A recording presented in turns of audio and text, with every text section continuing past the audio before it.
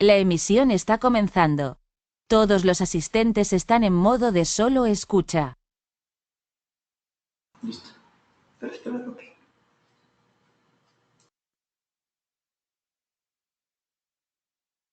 Ok. Hola, muy buenos días. Mi nombre es Ana Mendívil, soy analista de política pública en el Centro Mexicano de Derecho Ambiental. Les doy la más cordial bienvenida al cuarto webinar del sitio web de las comunidades de prácticas de América Latina sobre cambio climático, que tiene por nombre Climalac, y que pueden encontrar en la dirección electrónica clima-lac.org. Climalac es una iniciativa del Programa Europeo Euroclima y del Programa de las Naciones Unidas para el Medio Ambiente, que a su vez es implementado por el Centro Mexicano de Derecho Ambiental, CEMNAC. Esta es una plataforma web que incluye 3 comunidades de práctica sobre cambio climático. La primera de ellas específicamente es sobre los diálogos regionales y políticos en los que participan los países miembros de Euroclima. La segunda hace un análisis y una sistematización del marco legal e institucional que tienen los países también miembros de Euroclima de América Latina en materia de cambio climático. Y la tercera habla específicamente sobre jurisprudencia y justicia, es decir, digamos, algunos casos que indirecta o directamente tienen que ver con justicia climática en la región. Justamente como parte de las actividades específicas que se realizan en el marco de la comunidad de práctica sobre marco legal e institucional en materia de cambio climático, hoy se efectúa este webinar titulado La transición energética desde la perspectiva nacional en los países de América Latina. Bueno, como es sabido por todos, en diciembre se aprobó el Acuerdo de París durante la COP21 de la Convención Marco de las Naciones Unidas para el Cambio Climático, justo para cumplir con el objetivo a largo plazo referente a mantener el aumento de la temperatura por debajo de los 2 grados centígrados. Todos los países deben de reducir y estabilizar sus emisiones de gases de efecto invernadero. Ello solo puede alcanzarse mediante la descarbonización de nuestras economías, especialmente en aquellos sectores que más contribuyen a las emisiones, como el transporte, la generación de electricidad o la industria. Todos ellos tienen como común denominador su uso intensivo de energía, y es justo por eso que la transición energética hacia fuentes renovables es un paso indispensable y urgente para alcanzar los compromisos internacionales y nacionales en la materia. Hoy en día, América Latina es una región en la que las energías renovables están experimentando un rápido crecimiento, con un interés por el desarrollo de estos recursos que crece incluso con mayor celeridad. Los altos precios de la electricidad en la mayor parte de la región, la creciente demanda energética, los problemas de seguridad energética y en algunos casos el potencial para la exportación, propiciarán un terreno fértil para el despliegue de las tecnologías de energía renovable en América Latina, hecho que se ve potenciado aún más por los recientes descensos en algunos costes tecnológicos y el aumento de la competitividad de las mismas en la región. Al respecto, tenemos como ejemplo que hace mes y medio, más o menos, fue publicado el reporte de la situación mundial de energías renovables 2016 de REN 21, que indica que los países de América Latina y el Caribe siguen siendo líderes mundiales en el despliegue de energías renovables. Durante por lo menos la última década, varios organismos multilaterales como la Agencia Internacional de Energías Renovables o el mismo Banco Interamericano de Desarrollo han hablado del inmenso potencial que tiene la región de cubrir por lo menos en 20 veces su demanda energética para 2050. Entonces tenemos realmente una oportunidad gigantesca para hacer frente al cambio climático, al mismo tiempo que, como establece el mismo objetivo del Acuerdo de París, avanzamos hacia un desarrollo sustentable y también buscamos erradicar la pobreza en la región. Por eso, el presente webinar cuenta, en primer lugar, con una presentación que ofrece un contexto general sobre el potencial y los retos de las energías renovables en la región, y es seguida de presentaciones sobre 2 casos, que es el de México y el de Perú, en donde se han hecho esfuerzos para avanzar, para aprovechar este inmenso potencial y avanzar hacia economías menos intensivas en carbono. Para dar inicio y ceder la palabra a nuestros invitados, me gustaría dar un poco de las reglas de este espacio y de las presentaciones que vamos a oír. Cada uno de los invitados, que son 3, tendrá 15 minutos para realizar su ponencia, A lo largo de las presentaciones, el público podrá enviar sus preguntas por medio del chat, aclarando por favor a quién van dirigidas, si van dirigidas para alguien en especial. Y al final de las presentaciones se destinará el tiempo restante para que los invitados resuelvan los cuestionamientos del público. Entonces, voy a empezar a ceder la palabra a Roge Pedache. Él es investigador de la Universidad de Buenos Aires, Argentina. Su área de trabajo es en energía y cambio climático, escenarios energéticos y evaluación de tecnologías. Es miembro del Consejo Consultivo del Centro y Red de Tecnología para el Clima, representando a las organizaciones no gubernamentales ambientales. Además, es miembro del Consejo Directivo de Climate Action Network Internacional y miembro de Climate Action Network Nodo Latinoamérica. Roque, gracias por acompañarnos. La palabra es tuya. Buen día, ¿cómo están ustedes? Muy buenos días, ¿todo bien? Es un gran placer estar aquí, en particular con actividades que vinculan a Euroclima con nuestra región. Sabemos de las iniciativas que tiene Euroclima, en particular las que tienen que ver con energía y cambio climático. Así que mi primer agradecimiento es para con ellos. La segunda cuestión es que vamos a ver dos cosas. Una es un trabajo específico que hemos hecho para esta actividad y después querría ver con ustedes lo que ha presentado la CEPAL recientemente en otro webinar que se ha hecho por parte de Samaniego, que creo que es extremadamente útil. Entonces, porque yo no los estoy viendo a ustedes, lamentablemente, lo voy a hacer un poco a ciegas. Les pediría que empecemos por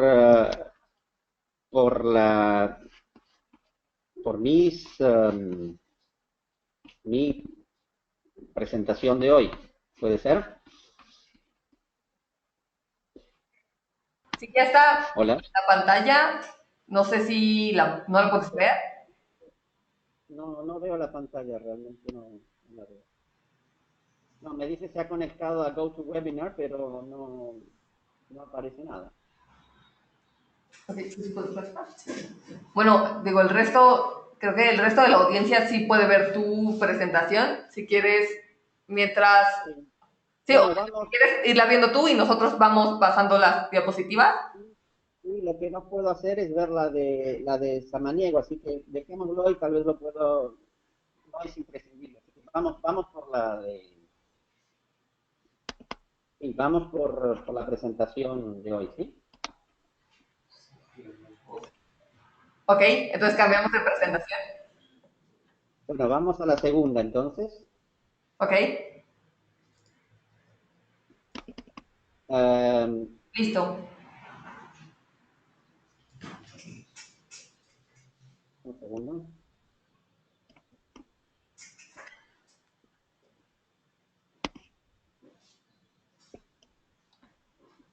Nosotros ya podemos ver tu presentación y también la están viendo el público.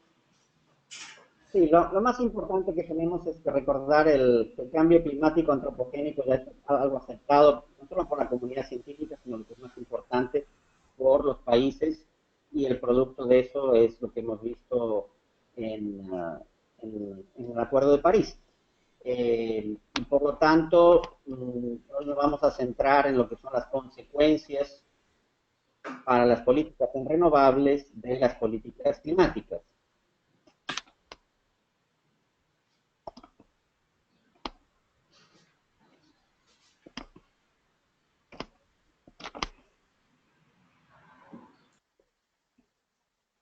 En la siguiente, por favor.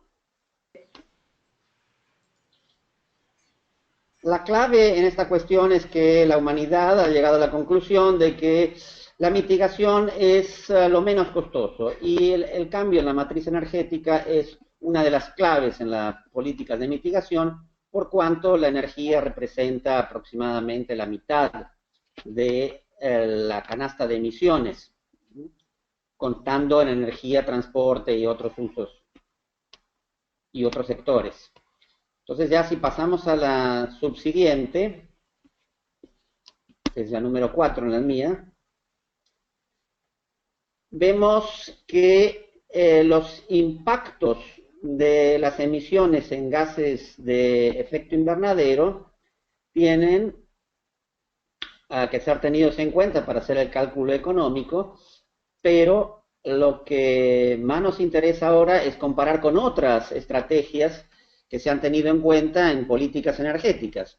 Si se fijan en la parte izquierda, tenemos aquí una serie de gráficos que van desde la actualidad hasta el 2100 y que comparan distintas emisiones debidas a distintas políticas. La que más nos interesa aquí es mostrar en color lila o violeta lo que se ha sacado en París, es decir, esas son la banda de emisiones, o sea, el rango de las emisiones que tendríamos si se cumplieran las propuestas de NDC, es decir, los compromisos que han salido de París.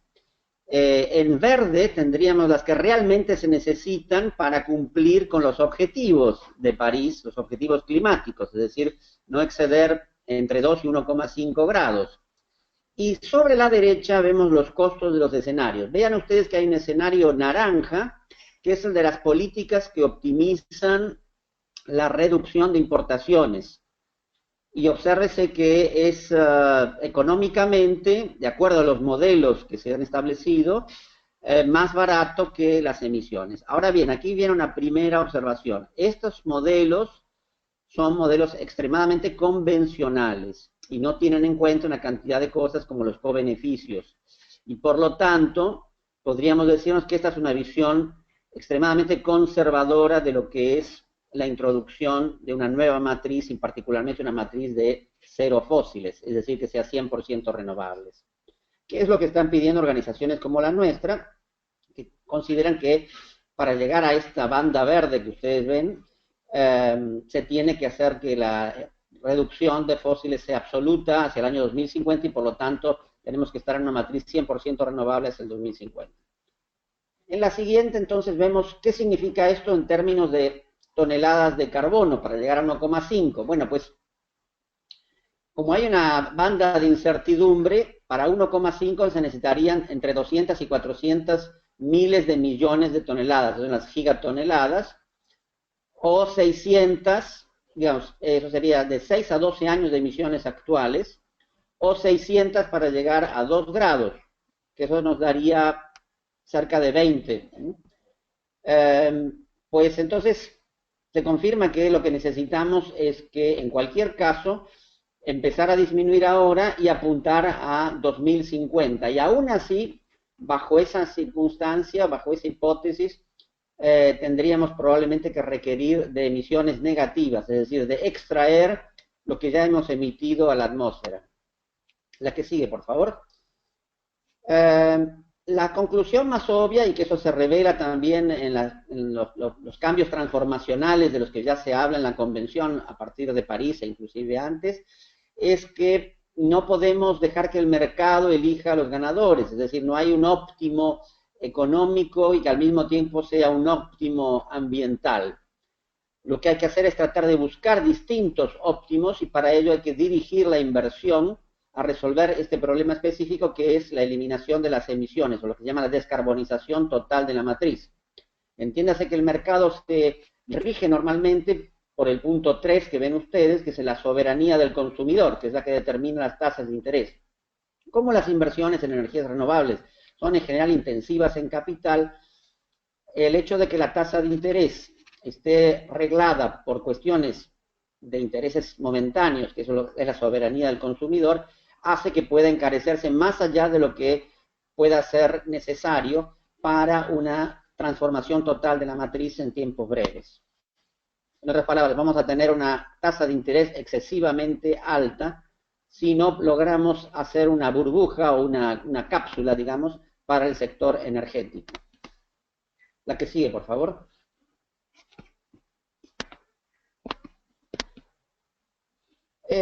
Una cuestión conceptual crítica es entender que el problema no es de la energía en sí misma, es decir, energía es lo que sobra, y tanto en fósiles como en no fósiles.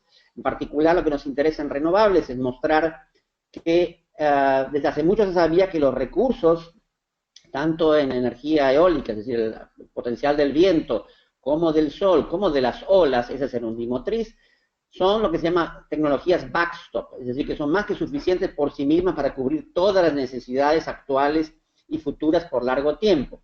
Pero algunas de ellas tenían ciertos problemas, como es la cantidad de energía que se necesitaba invertir para obtener una unidad de energía por estas tecnologías.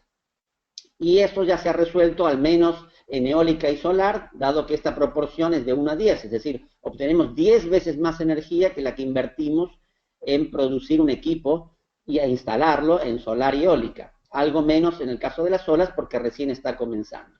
En cambio, un problema muy serio que tenemos es que la tasa de electrificación, que viene ya desde el siglo XIX, es muy baja, y si seguimos con esta tasa, no podríamos tener una matriz lo suficientemente electrificada para el año 2050 como para eliminar todas las emisiones. Porque además del sector de electricidad, tenemos otros como el transporte que están muy poco electrificados y que crecen también rápidamente. La que sigue, por favor. Nos preguntamos entonces si el problema no es el de energía, porque energía es suficiente, lo que hay tanto en recursos como la que se utilizaría para extraer esos recursos. Puede ser que haya un problema de materiales. Bien, los estudios nos indican que no es así, que la mayor parte de los materiales que se utilizan para el cambio de la matriz, es decir, para las renovables, son más que suficientes, inclusive para el sistema de transporte y de transformación de los vectores.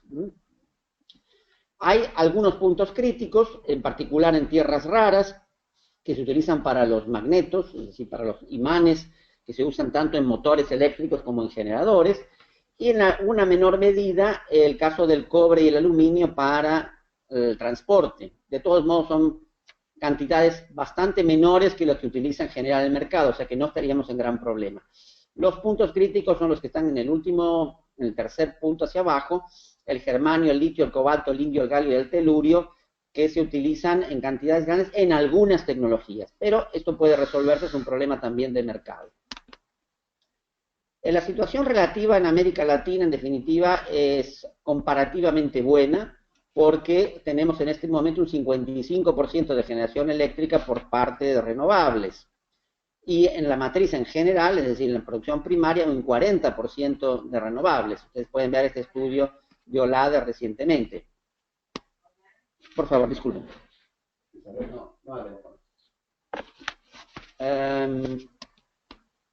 Estábamos entonces en la que sigue, por favor.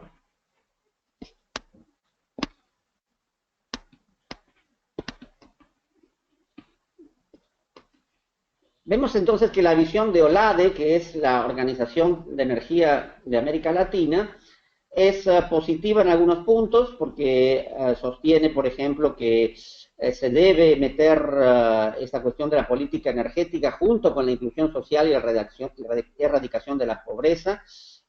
Llama a consolidar el cambio institucional, los marcos legales, pero al mismo tiempo pone el énfasis en que se requieren abundantes recursos financieros, es decir, pone el énfasis en los costos, y también en que la hidroenergía sería el punto más crítico, digamos, el punto más favorable. Y como vamos a ver, esto ya no es así. En la siguiente, por favor. ¿En qué lámina? Vemos... ¿Vale? ¿Qué lámina pongo? ¿Hola? ¿Hola? ¿En qué lámina, perdón? La número 11. Listo. Sí, vemos la abundancia del recurso solar. La lámina 11 está repetida desgraciadamente, pero en esta estamos viendo en las zonas más oscuras, de marrón oscuro, lo más importante es que tenemos un recurso muy extendido, es decir, prácticamente todos los países de América Latina tienen más que suficiente, y en algunos en particular es excepcionalmente buena la dotación, como es en México y en la zona andina alta, Perú, Bolivia, Chile y el norte de Argentina. Si pasamos a energía eólica, la situación es similar en cuanto a que hay una capacidad de cubrir varias veces la demanda actual y prevista con energía eólica, pero la distribución es un poco más desigual, porque hay una mayor concentración en el extremo sur de América del Sur y en puntos particulares en los istmos, en América Central, en los dos istmos, y en algunas áreas costeras de Brasil y del Caribe. Eso indicaría que entonces estamos hablando de un recurso que estaba algo más concentrado y que hablaría de la necesidad de reforzar la transmisión si queremos hacer una red de transporte que cubra a todos los países solamente con renovables. La gran ventaja que tiene esto es que los regímenes de viento y sobre todo los solares nos darían una amplitud tal que facilitaría que cuando no haya uno de estos recursos en algún punto tengamos mucho del otro, es decir, una compensación y permite también el balanceo de las redes, que es uno de los puntos críticos que veremos luego. En la que sigue tenemos un trabajo reciente del Banco Interamericano de Desarrollo, el BID, donde muestra que también en el caso de biomasa, sobre todo lo que es en residuos, la capacidad es bastante grande, y ellos han señalado una cantidad de lugares, pero fíjense ustedes, lo importante que está abajo es que claramente lo que domina es la generación de energía solar por fotovoltaica y en menor medida por solar térmica concentrado, concomitante con la abundancia de recursos que vimos. En la que sigue, por favor, vemos un trabajo de Bloomberg de este año que nos está mostrando lo que está pasando en el mercado mundial y se ve que estas nuevas renovables, en particular eólica y solar, es lo que más se invierte en el mundo. Es mucho más que lo que se invierte en fósiles, muchísimo más que lo que se invierte en grandes represas y en nuclear. Esto contradice la visión optimista de OLADE, por ejemplo, sobre lo que sería importante para nuestra región. Y de hecho, en nuestra región también se confirma eso, es decir, las mayores inversiones están hoy en día en eólica y en solar.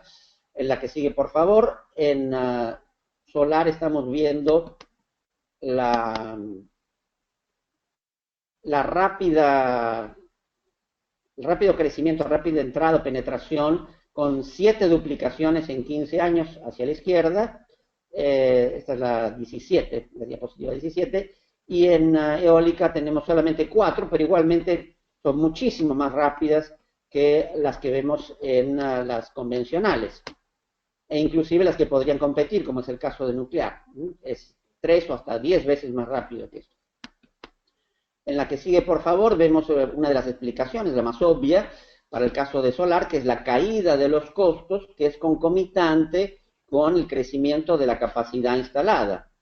Esto es algo bien estudiado en la evolución tecnológica y nos permite prever que esta caída de costos va a continuar. Pero hoy en día ya los costos en América Latina, en particular, por ejemplo, las recientes en Chile, en Perú y en México, están claramente por debajo de las nuevas instalaciones en fósiles o en cualesquiera otras fuentes que querramos.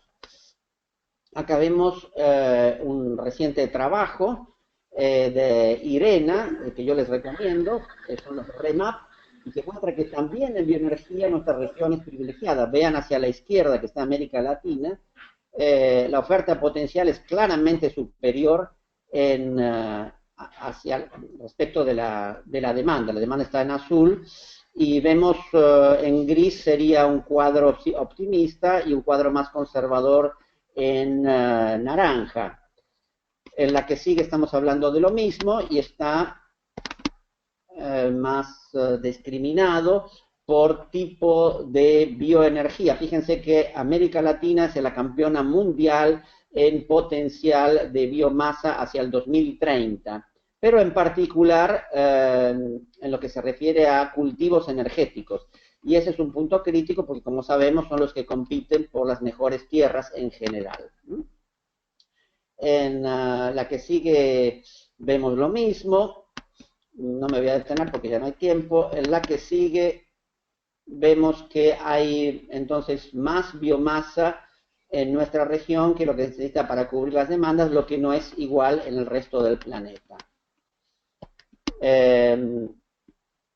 La que sigue, por favor, que es la 25, tenemos entonces ya terminando los desafíos en corto y mediano plazo. El mayor problema que tenemos es que está la oferta enfocada esencialmente en electricidad y dentro de electricidad en eólica y solar, que son fuentes intermitentes y variables y por lo tanto exigen una modificación radical y rápida en el paradigma centralizado hacia uno distribuido y distribuido geográficamente, en particular para compensar estas variaciones, como comentábamos antes, y se premia el uso racional y también el almacenamiento y la interconexión entre sistemas a las distintas escalas, puede ser incluso escala continental.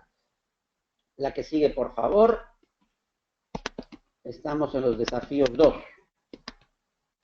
La bioenergía, como decimos, es también súper abundante, pero el problema es que hay una gran variedad de opciones, porque las productividades van de 1 tonelada a más de 100 toneladas de biomasa por hectárea, y por lo tanto tenemos que ver cuál es la que más le conviene a cada país, y también qué significa eso en cuanto a las demandas por agua. Pero en la transición, sobre todo para lo que tiene que ver con transporte, vamos a necesitar líquidos o gases para sustituir a los hidrocarburos. En el caso de aviación, por ejemplo, no hay otra solución a la mano. En los otros, la electrificación puede proveer en parte también al transporte urbano e interurbano. El tercer desafío es entonces competir con otras, como nuclear y captura y almacenamiento. Nuclear es algo que ya está en nuestra región, captura y almacenamiento de carbono es algo bastante nuevo y que esperamos que no se desarrolle mayormente. La ventaja sobre nuclear es que es claramente mucho más cara, tiene una curva de aprendizaje, es decir, su crecimiento en cuanto a capacidades tecnológicas puede ser bueno, pero eso no significa que sea barate, y por lo tanto, si apostáramos por eso, como si apostáramos por el secuestro de carbono, estaríamos en una situación de desventaja para las renovables, que con esa misma inversión podrían crecer mucho más y también abaratarse. Bueno, vamos a dar por terminado esto y espero que pueda encontrar ahora el de Bloomberg, perdón, el de Samaniego de CEPAL para verlo en las preguntas. Gracias. Okay. Bueno, muchísimas gracias, Roque, por toda esta introducción. Justamente para decirle también al público que las presentaciones van a estar disponibles en la plataforma de Climalac, entonces también podremos compartir tanto esta como la otra de Samaniego para que ellos también puedan ver esos datos. Estamos recibiendo preguntas por si quieren enviarnos más en el área del chat, y voy a dar la palabra ahora a nuestra segunda ponente, que es María Isabel Ortiz, a quien de ahora en adelante voy a llamar Marisa. Marisa es asesora de la Comisión Especial de Cambio Climático de la Cámara de Diputados en México, es licenciada en Ciencias de la Educación por la Universidad de las Américas de Puebla, fue diputada federal de la Cámara de Diputados por Puebla en el periodo 2012-2015, directora ejecutiva para el medio ambiente de la Secretaría de Medio Ambiente y Servicios Públicos del municipio de Puebla en el 2011 y regidora del mismo municipio del 2008 al 2011. En octubre de 2014 presentó la iniciativa para expedir la Ley de Transición Energética en México. En 2013 fue presidenta de Globe México, organización global de legisladores por un medio ambiente balanceado, y ha participado en varias publicaciones. La más reciente es Energías Renovables, la reforma energética del siglo XXI, con el capítulo Las razones éticas, sociales y económicas de la transición energética en el 2015. Muchas gracias, Marisa, por acompañarnos. Te cedo la palabra. Hola, Ana. Buenos días. Es un gusto poder estar, pues comunicados y tener estas oportunidades de reducir nuestra huella ecológica y podernos comunicar a través de la tecnología. Pues mira, Ana, yo quisiera iniciar mi presentación primero haciendo una breve reflexión. A mí me gusta siempre que empecemos un poco motivándonos, o diríamos en México, picándonos las costillas, sobre la realidad que realmente la región tiene. Bueno, no solamente, ya Roque lo dijo, o sea, realmente es una región con un potencial impresionante en energías renovables, pero también es una región que el tema de cambio climático nos pega, y nos pega duro, nos pega muy fuerte, y aunque no somos los grandes emisores de gases de efecto invernadero, aunque realmente, bueno, pues México sí es, si nos comparamos con el resto de la región, México es uno de los grandes emisores, pero realmente no somos los que emitimos más, pero sí somos altamente vulnerables. O sea, mi país, que tiene costas por ambos lados, les puse ahí unas imágenes. Tenemos unas zonas con unas sequías impresionantes y algunas zonas con la parte sur, la zona de Tabasco, con unos problemas de inundaciones muy, muy serios. Pero también, bueno, pues la referencia obligada es CEPAL, y evidentemente, si hacemos proyecciones, los costos económicos de no hacer algo con respecto, pues tomar medidas de mitigación y adaptación al propio cambio climático, pues se habla que para el 2050 verdaderamente el costo del PIB regional sería entre 1.5% y hasta el 5%, sería altísimo. Entonces, por lo tanto, es muy importante que verdaderamente atendamos el tema. Y de ahí que la transición energética sea un tema prioritario para la región. También, bueno, pues mi segunda diapositiva en esta pequeña reflexión donde quiero verdaderamente que todos hagamos conciencia, es que verdaderamente América Latina tiene un problema serio de inequidad y de desigualdad. Evidentemente, esto nos hace mucho más vulnerables y las condiciones climatológicas y nuestra ubicación geográfica, pues la desigualdad nos genera un tema de mayor vulnerabilidad ante el cambio climático, y eso nos obliga a actuar y actuar rápido. El segundo punto es que evidentemente pareciera que la región le ha apostado a modelos de desarrollo donde evidentemente era pues una apuesta a un desarrollo ligado a emasiones. Lo veíamos en los estudios, prácticamente los latinoamericanos vinculaban desarrollarse con tenencia de un vehículo, con generar mayor, las propias ciudades, cuando las migraciones que hay del campo a la ciudad nos habla de cómo vamos incrementando todo esto, y tenemos que ir apostándole verdaderamente a una transición de una economía baja en carbono. Entonces, bueno, pues la apuesta y la pregunta es, ¿no será conveniente atender las causas y consecuencias de este fenómeno ahora, en este día, en este momento? Si ahorita estamos conectados 83 personas trabajando juntos, antes de que, bueno, pues el impacto realmente no lo podamos manejar. Y aquí, bueno, pues aunque Roque presentó un poco la realidad regional, a mí me toca presentar la realidad de México, y pues prácticamente también es hacer una reflexión. Tenemos un potencial enorme. México tiene potencial prácticamente en todas las fuentes energéticas, pero ustedes saben que en mi país durante mucho tiempo la apuesta fue exclusivamente por el petróleo. Somos un país altamente dependiente del petróleo, y favorablemente en los últimos meses hemos visto cómo sí podemos romper con esa dependencia. Pero la apuesta fue durante mucho tiempo no solamente a que el tema energético, a que la matriz energética de México dependiera del petróleo, sino que la economía mexicana dependiera del petróleo. Y por lo tanto eso ha generado, bueno, pues unas emisiones terribles, y el que no viéramos o no visualizáramos pues todo el potencial que tenemos. Del lado izquierdo les estoy presentando, bueno, pues el mapa de México, donde vienen un poco el potencial que se tiene, tanto de energía solar, de energía pues también geotérmica, de las grandes hidros, aunque nosotros también, yo sería partidaria más de las pequeñas hidros, y también de la propia eólica, tanto en la zona de Oaxaca, en la parte sur, como en la parte norte, en la zona de Tamaulipas, tenemos un potencial eólico importante. Y la gráfica que está del lado derecho es prácticamente los cuadros vino, es lo que hasta el momento se ha instalado, bueno, prácticamente en 2012, que fue cuando se empezó a hablar de la reforma energética en México, y ahorita estamos empezando a romper y ya a implementar nuestra propia reforma. Y en los cuadros blancos se habla del potencial que tenemos. Entonces, bueno, ahí se puede ver cómo en solar hemos aprovechado el 0.5%, y, bueno, pues tenemos un potencial mucho mayor, un potencial verdaderamente importante. Lo veíamos también en las imágenes que Roque nos mostraba, pero el potencial eólico también, bueno, solamente se ha aprovechado el 6.5%. Entonces, el reto es importante, el reto es diversificar nuestra matriz energética. Y bueno, pues efectivamente México empieza a hablar sobre cómo no podíamos seguir dependiendo de los propios hidrocarburos, pero también cómo se requería pues urgentemente una reforma energética.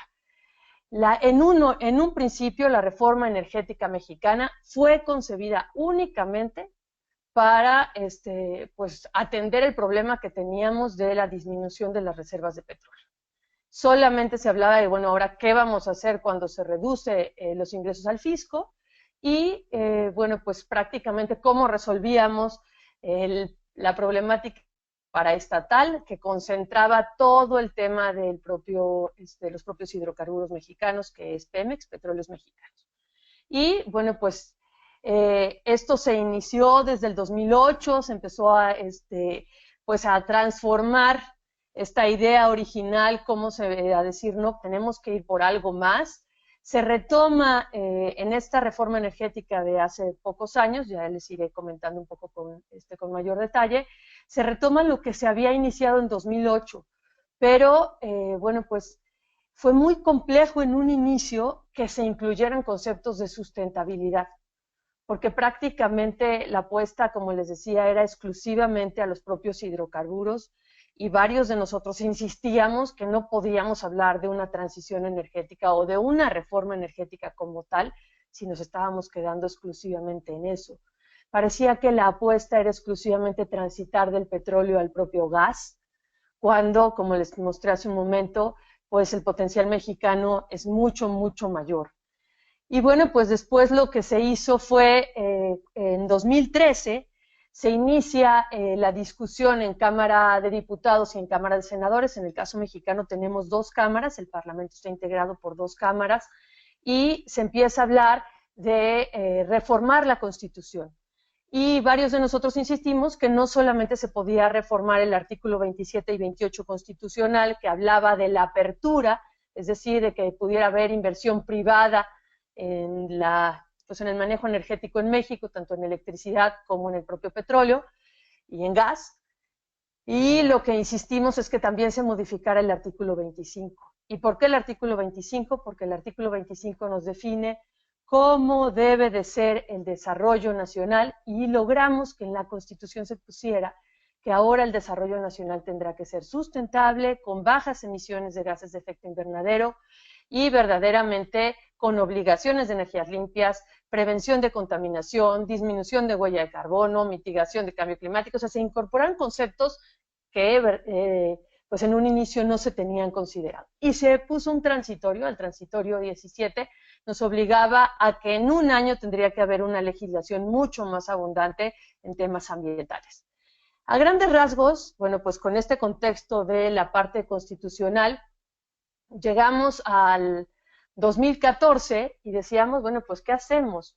Generamos una nueva legislación solamente en la parte eléctrica, o sea, empezamos a hablar un poco de discusiones internas de qué iba a pasar.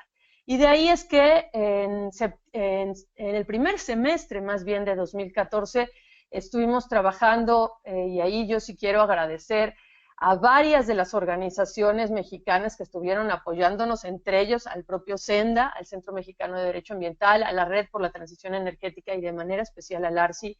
Estuvimos trabajando con ellos desde la reforma constitucional, pero bueno, de forma importante para redactar la LTE, la Ley de Transición Energética. Ustedes pueden ver un poquito, pusimos ahí como la cronología. En este primer semestre estamos haciendo ese trabajo de redacción en 2014. En junio se presenta por primera vez esta propuesta de ley de transición energética, donde se ve reflejados los conceptos de sustentabilidad que que incluimos en la Constitución mexicana. Se presenta en la Comisión Permanente, pero llega a agosto del 2014 y resulta que el Ejecutivo, en este momento, pues el presidente de México presenta un paquete de leyes secundarias a la reforma energética mexicana. Eran 21 leyes, 12 leyes nuevas y 9 que se modifican, y no había no se integra la ley de transición energética, quizás porque venía de un partido político de oposición, o quizás porque ellos consideraban en ese momento que lo que se estaba incluyendo en la ley de industria eléctrica ya hablaba de sustentabilidad. pero lo que vimos es que no era suficiente, que realmente los conceptos que estaban incluyendo en la Ley de Industria Eléctrica no estaban generando un marco legal que diera certeza al impulso de las energías renovables y verdaderamente no apostaban a una transición energética. Es por eso que en octubre del 2014 decidimos volver a presentar la Ley de Transición Energética. Ahora sí que a partir de las 21 leyes que ya se habían presentado, se presentan diputados, lo discutimos en noviembre del 2014 junto con la Secretaría de Energía, junto con, bueno, pues prácticamente legisladores de los principales partidos políticos, y es en diciembre del 2014, cumpliendo los plazos que nos habíamos puesto de los 365 días, que se aprueba en Cámara de Diputados y se envía al Senado. Pero bueno, me pedirían que les platicara un poquito sobre los actores y los retos.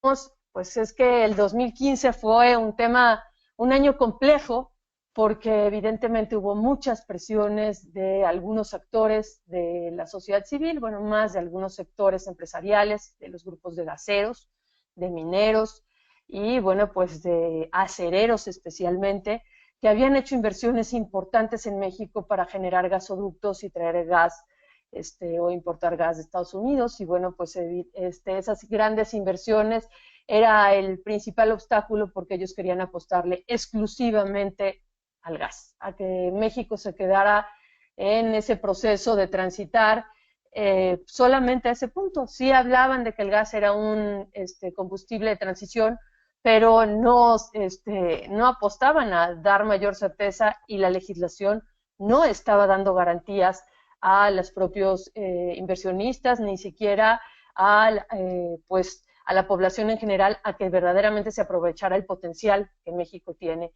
y que les mencioné hace un momento. Y por eso la gráfica es, bueno, pues estuvo la propia Ley de Transición Energética durmiendo durante un tiempo en el Senado. En el caso mexicano se aprueba una ley en una cámara y después pasa a revisión en la otra cámara, hasta que, bueno, pues evidentemente la presión de las organizaciones de la sociedad civil, ya mencioné y agradecí verdaderamente todo el apoyo de varios grupos interesados, hizo que el tema llegara a Presidencia de la República, y donde dijimos México no puede llegar a París sin tener algo pues claro. Si habíamos sido pues precursores en impulsar en América Latina nuestra ley de cambio climático, también queríamos impulsar que todos nuestros países tengan pues leyes que impulsen verdaderamente esta transición, que den garantías, y es hasta pues diciembre del 2015 que logramos que esto se apruebe, y como regalo de Navidad se publica en el periódico oficial el 24 de diciembre del año pasado. Entonces, bueno, pues la tenemos como regalo, y además, bueno, pues a partir de eso las últimas subastas han sido unos resultados impresionantes, y ha quedado claro que la apuesta al gas no es, que verdaderamente México tiene que aprovechar el potencial que tiene, y pues los precios han demostrado que sí es posible que dejemos de depender de los propios hidrocarburos. Y bueno, pues aquí es un poco compartirles en esta diapositiva qué es lo que va a permitir esta ley. En primer lugar, es que, bueno, aclarar, la ley de transición energética está enfocada exclusivamente al sector eléctrico. Entonces, bueno, pues después habrá que ir dando pasos también en el tema del transporte. Coincido con lo que Roque menciona, ese es un reto muy importante, más en las grandes ciudades como la Ciudad de México, pero también, bueno, tenemos ciudades muy importantes aquí, que la apuesta tiene que ser también trabajar en temas de transporte. Pero bueno, la ley de transición energética nos permitirá tener un sector eléctrico mucho más amigable con el medio ambiente, mucho más responsable, nos permitirá tener una matriz energética diversificada, y por lo tanto que tengamos seguridad energética, nos permitirá cumplir los compromisos que como país nos hemos planteado en temas de cambio climático. Nosotros desde nuestra ley teníamos compromisos y metas muy claras, pero bueno, pues nuestros ANDCs, ahora NDCs, también nos habla de metas que tenemos que cumplir, y evidentemente lo que se mencionó, o sea, la transición energética, el uso de energías renovables también generan beneficios económicos, sociales y ambientales que pues nos permitan generar prosperidad y economía baja en carbono, que eso es muy importante. Nosotros tenemos 2 millones de mexicanos que no tienen acceso a energía eléctrica y la única forma por la dispersión geográfica de poderles llevar energía eléctrica serán a través de energía solar o energía eólica en algunos casos, pero en su gran mayoría energía solar, para que puedan tener acceso a energía eléctrica. Y aquí es un poco platicarles, me decían que les comentara un poco el contexto de cómo se da todo esto. Como les mencionaba, ha habido varios intentos de generar una transición energética en México. En primer lugar fue en 2008, con 2 leyes, la que dice ahí, la LASE, es la Ley de Aprovechamiento Sustentable de la Energía, y la LAERTE, que bueno, es un nombre muy largo, pero habla del financiamiento de la transición energética. Eran 2 leyes muy pequeñitas, prácticamente no más de 50 artículos, que no nos habían dado el suficiente empuje para esta transición. La primera hablaba de eficiencia energética, la segunda hablaba de poner un tope máximo de 65% de energía a través de fósiles, pues nos definía de forma clara lo que era la energía renovable. Es en 2012, se empieza a trabajar en 2011, que se trabaja la Ley General de Cambio Climático, es el cuadro verde que ustedes ven en la parte superior. Ahí se habló que para prácticamente el 2024 México contará con el 35% de energías limpias dentro de su propia matriz. Así, ese fue el primer intento de transición energética. El segundo intento se da, como les mencionaba, en 2013-2014, cuando en la reforma energética se incorpora en la Constitución conceptos de sustentabilidad y se pone una obligación para legislar en temas de energías limpias. Ahí se plantea la Ley de Industria Eléctrica, es lo que dice el LIE, Ley de Industria Eléctrica, y se plantean 11 leyes distintas. Solamente se incorporan 3 conceptos que nosotros habíamos planteado desde un principio en la Ley de Transición. El concepto de certificados de energías limpias, la definición de energías limpias, que por cierto era una definición lo más amplia del mundo, inclusive querían casi incluir el gas como energía limpia y varios de nosotros nos opusimos. Y el tercer aspecto que nos parecía fundamental es el impulso a la generación distribuida, a que sean los ciudadanos y las pequeñas y medianas empresas quienes sean sus propios generadores a través de energías limpias. Y bueno, pues ese fue ese segundo intento, pero ¿qué faltó? Primero, claridad para alcanzar las metas, es decir, una hoja de ruta. Faltaron límites en esa definición que decíamos de energías limpias. Faltó el que pudiéramos, desgraciadamente, durante mucho tiempo México ha subsidiado a los hidrocarburos y hasta el momento la energía eléctrica en México es altamente subsidiada. Entonces, la apuesta de la Ley de Transición Energética es a refocalizar esos subsidios, ya les comentaremos un poquito cómo. No hablaban a pesar de que era una reforma energética con 21 leyes, no se hablaba de eficiencia energética, no se hablaba de redes inteligentes y evidentemente tampoco de temas de industria y desarrollo. Por lo tanto, era necesario incluir todos estos conceptos y retomar los 2 intentos de transición energética para lograr que en 2015 ya pues se aplicara. Nosotros tenemos una frase que es: la tercera es la vencida, y así fue en el caso de México, y bueno, pues a partir del 2015 tenemos una ley de transición energética. Los puntos esenciales de esta ley es que establece una meta de generación, ya se había incluido desde el 2008 y se retomó en la Ley de Cambio Climático, como les había mencionado, que para el 2024 el 35% de la energía sea energía limpia, quedó limpia, no renovable desgraciadamente, pero se pusieron metas intermedias, que eso es lo que nos parecía importante, que para el 2018, es decir, fuera el 25% y para el 2021 el 30%, es establecer una hoja de ruta. Se establece un programa de redes eléctricas inteligentes, como mencionaba Roque, o sea, el tema y el reto será también la transmisión.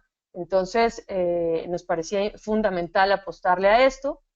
Y en la definición de energías limpias se puso un tope, es decir, el límite quedó que prácticamente para que se considere limpia será un máximo de 100 kilogramos de CO2 por megawatt hora de emisión. Entonces, bueno, pues para que no se estuvieran incluyendo temas de gas o de algún otro tipo de hidrocarburo. Se habla también, bueno, pues de lo que decíamos, de elaborar un programa que reoriente este subsidio a generación solar distribuida. Si el Estado mexicano está subsidiando la energía eléctrica, ahora en lugar de que sea un subsidio, se pueda volver un crédito blando para que el ciudadano compre su infraestructura para contar con celdas solares, y esas celdas solares le permita generar su propia energía, vender el excedente de la energía que no esté ocupando, y con esa venta del excedente puede pagar el crédito blando. Y bueno, pues también una parte que nos parecía fundamental es tener una meta de eficiencia energética y una ruta para su cumplimiento. A grandes rasgos, eso es la ley de transición energética que nos tenía que fortalecer para poder alcanzar los compromisos que México ha hecho ya desde hace varios años para cumplir pues nuestras grandes metas y para verdaderamente atender el tema de cambio climático, que como ya les mencioné, es un tema prioritario para nosotros. En primer lugar, nuestra primera meta es reducir nuestras emisiones al 30% para el 2020. Esto implicaría reducir alrededor de 288 millones de toneladas de CO2 entre 2013 y 2020. Reducir para el año 2050 el 50% de nuestras emisiones respecto a nuestras emisiones del año 2000. Ahí se le establecen a la Secretaría de Hacienda y Crédito Público, a la Secretaría de Energía y a la Comisión Reguladora de Energía, que tiene que generar un sistema de incentivos para promover y hacer rentable la generación eléctrica con fuentes renovables, a la Secretaría de Energía en coordinación con la Comisión Federal de Electricidad, verdaderamente a que se promueva una generación eléctrica a través de fuentes limpias que nos permita alcanzar esta meta que nos planteamos para el 2024. Y bueno, pues en marzo del año pasado, México presentó en ese momento índices, donde hablaba de reducir solamente el 22% al 2030. Evidentemente, ya hablábamos de apostarle a un más del 30% si teníamos algún tipo de recurso, como ustedes dicen, bueno, saben cuándo es condicionado o no condicionado. Esto implicaría reducir 211 millones de toneladas de CO2 entre 2020 y 2030. Por lo tanto, la ley de transición energética es una pieza clave para que podamos cumplir nuestros compromisos. Nuestra apuesta tiene que ser los compromisos planteados desde la Ley General de Cambio Climático o con las propias INDCs, y por lo tanto en el segundo párrafo les hago mención de cómo la Ley de Transición Energética podría ayudarnos a verdaderamente mitigar entre 95 y 115 millones de toneladas al 2030, aproximadamente un tercio de lo que se requiere en nuestra meta de INDCs, 50 millones de toneladas en temas de eficiencia, y entre 45 y 55 millones de toneladas en temas de energías limpias. Aquí esta gráfica la hace PricewaterhouseCoopers a partir de un estudio que los empresarios mexicanos le solicitan que se realice de cuál sería la diferencia del uso de tecnologías limpias en materia económica con el tema del gas, del ciclo combinado de gas. Y bueno, pues aquí está la diferencia en temas de emisiones, o sea, prácticamente me parece que es fundamental, y este tipo de cosas fueron los que nos ayudaron a que algunos empresarios mexicanos se dieran cuenta que la apuesta tenía que ser por transitar a este tipo de energías limpias, a energías verdaderamente que sean mucho más amigables con el medio ambiente, pero además que nos permitan transitar a una economía baja en carbono. Entonces, bueno, pues a grandes rasgos este es el caso mexicano. En esto vamos. Evidentemente tendremos que aprender mucho de lo que han avanzado los chilenos y los uruguayos, pero bueno, pues nuestra apuesta es tratar de depender del lastre que tenemos en materia de hidrocarburos y tratar verdaderamente de apostarle a que esta transición se haga lo más rápido posible, y estoy para servirles. Muchas gracias.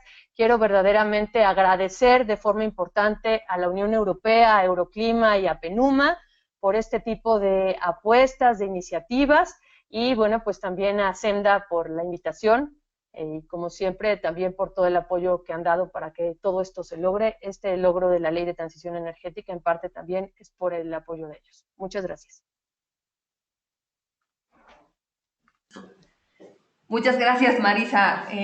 Sí, justamente creo que una de las cosas especialmente rescatables de México es que este esfuerzo que fue liderado por ti y que también nosotros de las organizaciones de la sociedad civil agradecemos bastante, es el hecho de que fue un proceso que contó con muchísima participación social y muchísima participación de las organizaciones que promovieron que se aprobara esta ley, independientemente de varios obstáculos a los que nos fuimos enfrentando durante pues casi 2 años. Entonces, pues ver que realmente es un esfuerzo ciudadano, es un esfuerzo de la sociedad, que al final pues generó en una ley que en el momento de su implementación pues seguramente nos va a traer muy buenos resultados. Bueno, ahora voy a pasar la palabra a nuestra tercera y última ponente, que es Claudia Ramírez Parro. Claudia es consultora en Derecho, Ambiente y Recursos Naturales, DAD, en Perú. Es licenciada en Ciencia Política y Gobierno por la Pontificia Universidad Católica del Perú, especialista en interculturalidad y pueblos indígenas amazónicos por la Universidad Antonio Ruiz de Montoya. Cuenta con experiencia en temas energéticos y dinámicas sociales, así como en la implementación de procesos de consulta previa y participación ciudadana para proyectos extractivos en la Amazonia peruana. Actualmente se encuentra desarrollando una investigación sobre la potencialidad y dificultades para el desarrollo de las energías renovables en Perú y Latinoamérica. Muchas gracias, Claudia, por acompañarnos. Te cedo la palabra.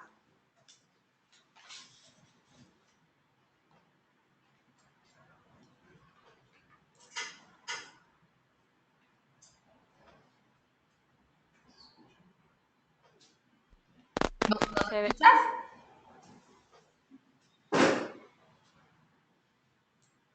Claudia.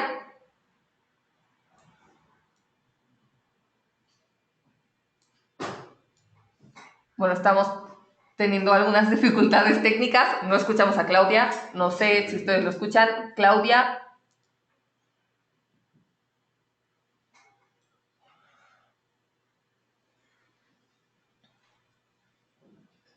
Podemos ver su presentación, pero no te oímos. Hola. Ya te oímos, solamente que te oyes muy bajito. Si pudieras subirle a tu micrófono. Sí, ¿me escuchan mejor? Digamos, un poquito, si pudieras subirle como más, lo más que sea. ¿Ahora sí? Sí. Sí, ok. Perfecto, te escuchamos. Bueno, ¿qué tal? Buenos días con todos. Vamos a iniciar la presentación sobre energías renovables y vamos a ver cómo está el futuro peruano en este tema. Bueno, nuestro país, al igual que la gran mayoría de países en la región, necesita crecer. Perú es uno de los países que tienen un ritmo de crecimiento alto. Tenemos un promedio de un 6% de crecimiento de nuestro Producto Bruto Interno. Y necesitamos seguir en esta ruta, seguir creciendo, ¿no? La mayor cantidad de la inversión está dispuesta en los sectores energía, hidrocarburos y minería. Entonces, el sector energético acapara gran parte de nuestros recursos y son un componente importante para nuestro Producto Bruto Interno. Nuestra producción en electricidad también se encuentra en un ritmo ascendente, casi similar al del Producto Bruto Interno. Tenemos una tasa de crecimiento del 7%, y quienes han mostrado un mayor crecimiento en los últimos años ha sido las fuentes renovables, a diferencia de las otras fuentes de generación eléctrica, ya sean hidroeléctricas o también los fósiles. Nuestra generación energética, lamentablemente, aún sigue teniendo un componente alto, mayoritario, de fósiles. Si sumamos el 57% de petróleo y el 21% del gas natural, tenemos pues que más del 70% está todavía concentrado en fuentes fósiles.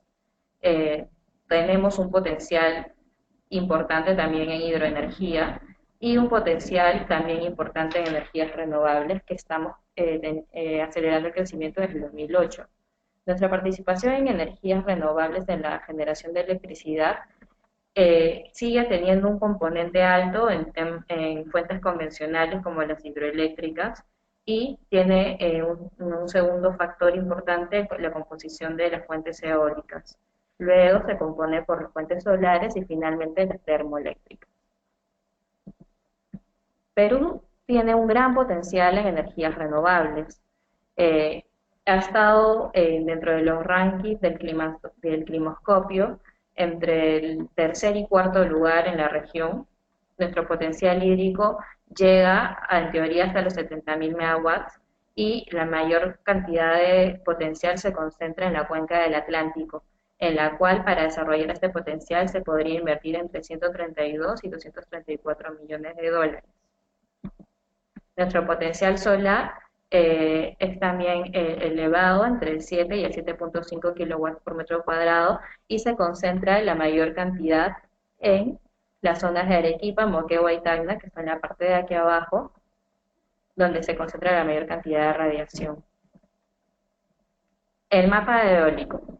Tenemos un potencial eólico de aproximadamente 77.000 megawatts y aprovechables podrían ser 22.000 megawatts. También tenemos un potencial elevado en energía eólica. Las zonas verdes y las zonas amarillas y fucsias son las de mayor potencial eólico.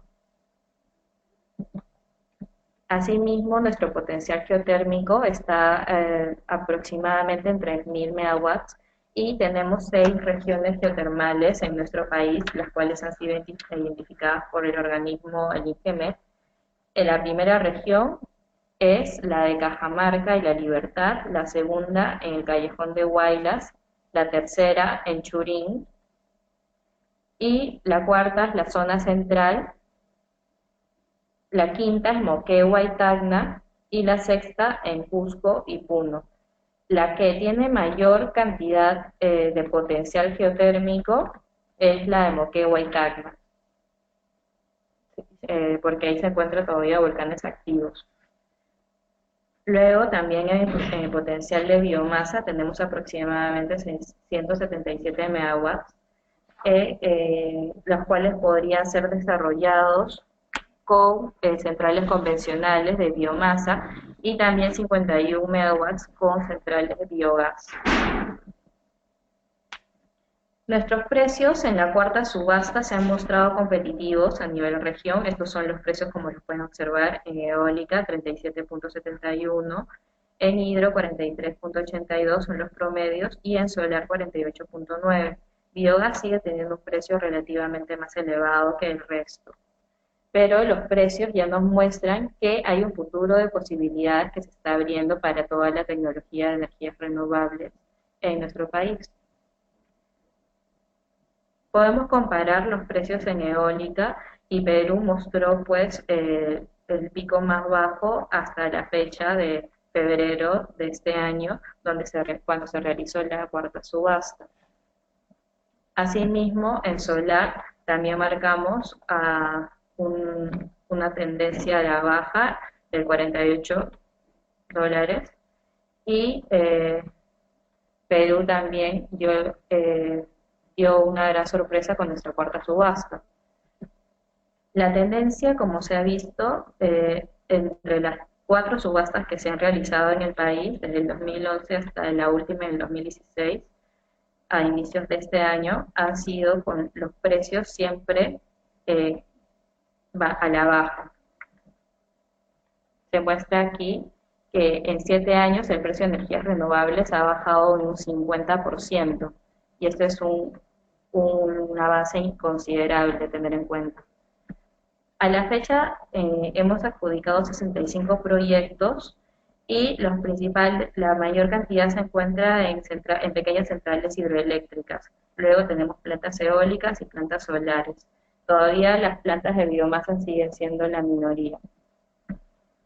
Y también es necesario tener en cuenta que el gran potencial que tiene Perú, que como está en la segunda columna, se muestra el potencial, y luego el potencial de la potencia instalada. Nosotros en el porcentaje todavía no hemos desarrollado ni siquiera el 1% del total del potencial de nuestro país. Entonces estamos recién iniciando nuestro camino en el desarrollo de las energías renovables. ¿Cuáles son las principales barreras? Bueno, nosotros hemos desarrollado desde el 2008 ya un decreto legislativo para la promoción de las energías renovables. Sí, en este decreto legislativo, que es el decreto legislativo 1002, se plantea que Perú debe tener dentro de su matriz energética un 5% como mínimo de energías renovables en su composición y que este debe ser cumplido en 5 años y luego volver a plantearse un nuevo objetivo. Sin embargo, esto debió haberse cumplido en el 2008, en el 2008 salió el decreto legislativo y tenía que haberse hecho efectivo este potencial en el 2013.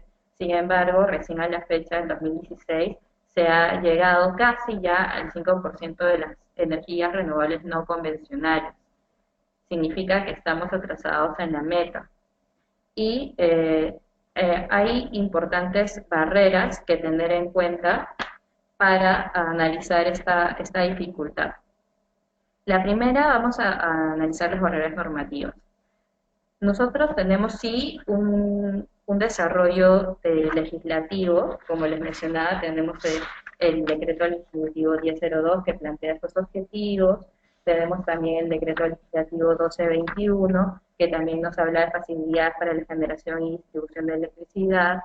Tenemos también decretos supremos como el 012-2011, que aprueba el reglamento de generación de electricidad con energías renovables para ser incorporado en el CEIN, que de toda la integración energética nacional, todo el sistema de electricidad integrada a nivel nacional.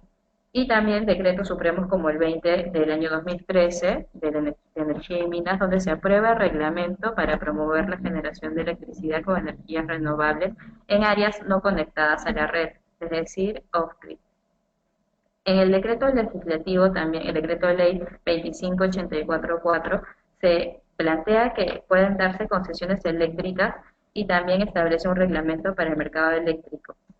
Y en la ley 28832, la ley de generación eficiente, busca una generación mayor eficiente para la energía, ¿no? La eficiencia energética. Y luego el decreto ley 973 nos da incentivos tributarios para las energías renovables con una recuperación anticipada del IGB. Lamentablemente hay algunas trabas todavía en términos normativos. Por ejemplo, no se ha desarrollado el reglamento aún para la generación distribuida, ¿no? Algo que también comentaba el anterior ponente en el caso mexicano.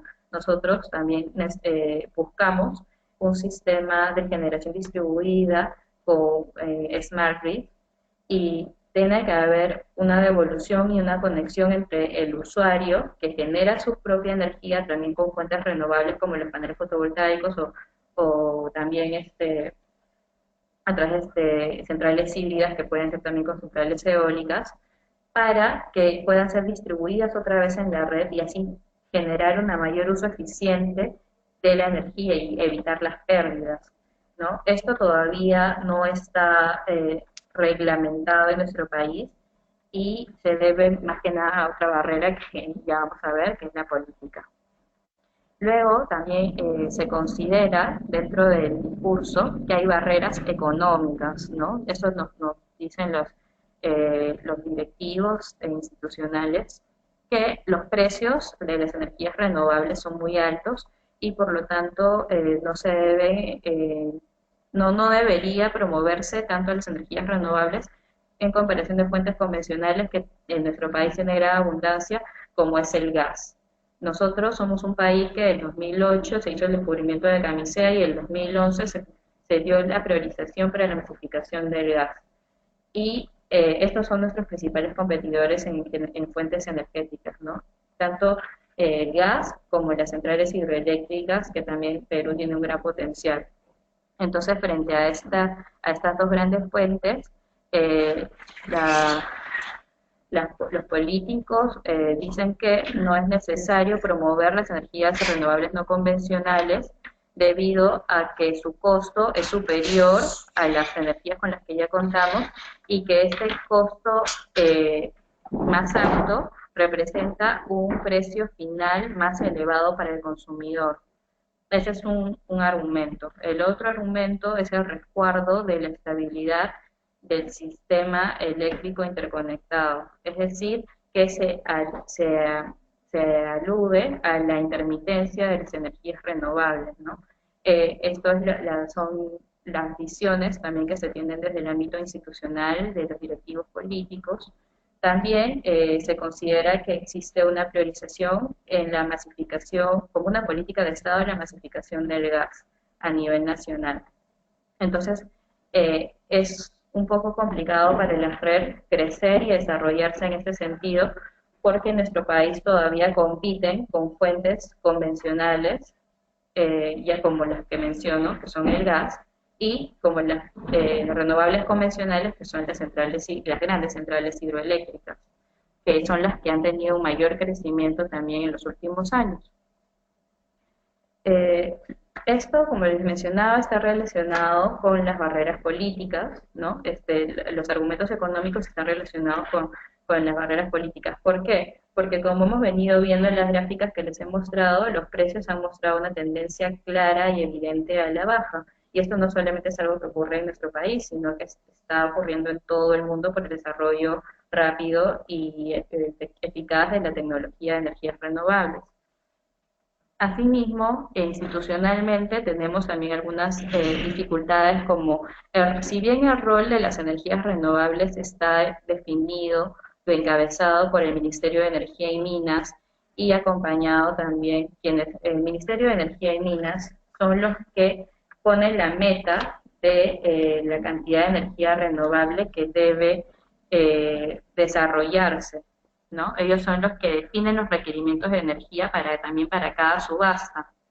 Asimismo, el OSINERMIN, que es el organismo también de supervisión y de regulación técnica y económica también de la energía, conduce las subastas, fija los precios, supervisa los contratos y fija los cargos por las primas en las energías renovables.